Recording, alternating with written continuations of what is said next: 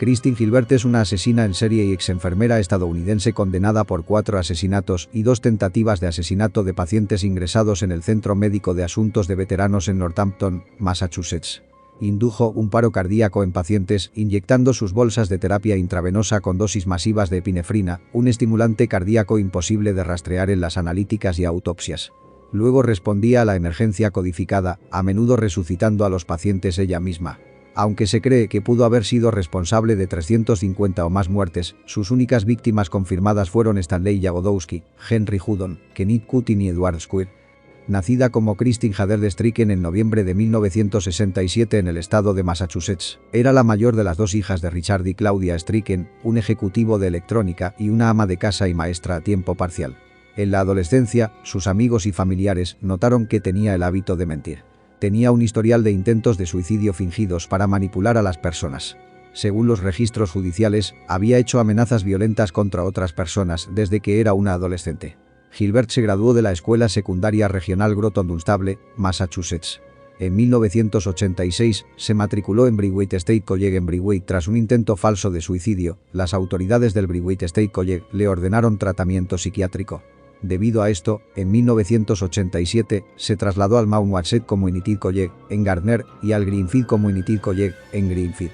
Se graduó en este último con el diploma de enfermera, registrándose como tal en 1988. Más tarde, ese mismo año, se casó con Glenn Gilbert. El matrimonio, divorciado 10 años después, cuando Kristen fue arrestada, tenía 2 hijos. La familia residía en Setauket East, estado de Nueva York. En 1989, se unió al personal del Centro Médico de Asuntos de Veteranos en Northampton. Aunque otras enfermeras notaron un gran número de muertes en los turnos en los que estaba presente Gilbert, ignoraron algo más grave en ese fenómeno y en tono de broma la llegaron a llamar el ángel de la muerte. En 1996, sin embargo, 3 enfermeras informaron de su preocupación por un aumento de las muertes por paro cardíaco y una disminución en el suministro de epinefrina, y se llevó a cabo una investigación. Gilbert telefoneó con una amenaza de bomba para intentar descarrilar la investigación. Gilbert dejó el hospital en 1996 en medio de una investigación del hospital sobre las muchas muertes de pacientes sospechosas que ocurrieron durante sus turnos.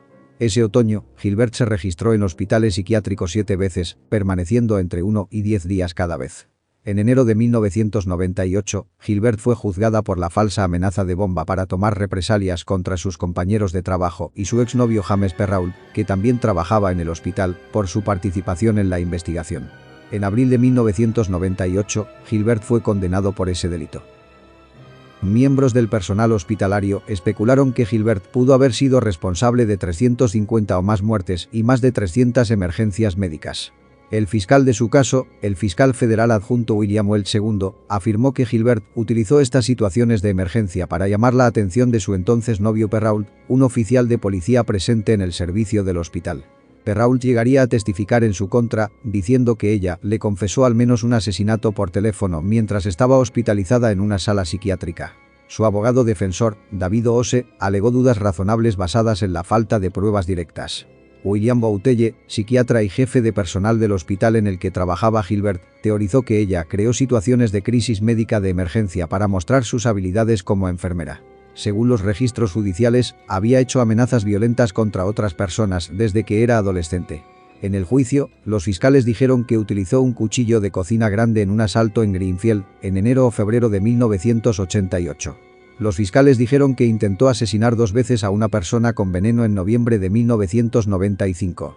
Los fiscales dijeron que Gilbert trató de envenenar a un paciente en el hospital el 28 de enero de 1996 y provocó una nueva emergencia médica al quitarle el tubo de respiración a un paciente en el hospital el 30 de enero de 1994.